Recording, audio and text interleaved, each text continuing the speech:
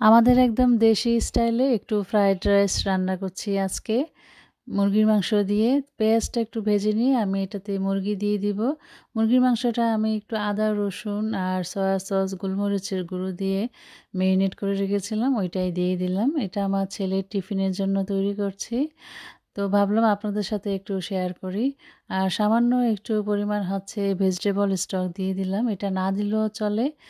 Fried rice রান্না করতে অনেক উপকরণ সবসময় লাগে তা না। যখন যেটা থাকে সেটা দিয়েই রান্না করা যায়। আমি এখানে গাজর কুচি আর হচ্ছে একটু কাঁচামরিচ দিয়েছি একটু ঝাল, ঝাল করার জন্য। যখন যেভাবে ভালো লাগে আসলে তখন সেভাবে রান্না করি। তো আজকে যেভাবে করেছি সেটাই আপনাদের সাথে শেয়ার করলাম। সবসময় যে একেবারে অনেক উপকরণ দিতে হবে বা আরেকজন এইভাবে করেছে আমাকে ওইভাবেই করতে হবে এটা না। আপনার হাতের কাছে যা থাকে সেটা দিয়েই করা যায়। ফ্রাইড রাইস যেকোনো একটা উপকরণ দিয়েও করা যায়। এটা যার, যার ইচ্ছা।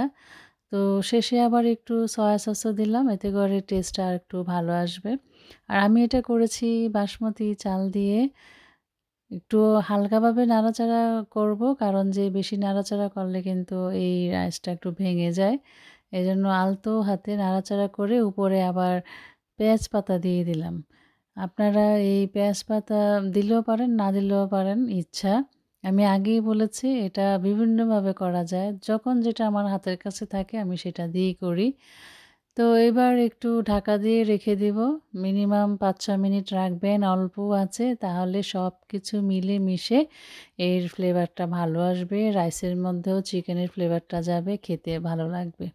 হয়ে গেল আমাদের একদম অল্প কিছু উপকরণ দিয়ে চিকেন ফ্রাইড রাইস। খুবই মজা হয় খেতে, আপনারা করে দেখবেন।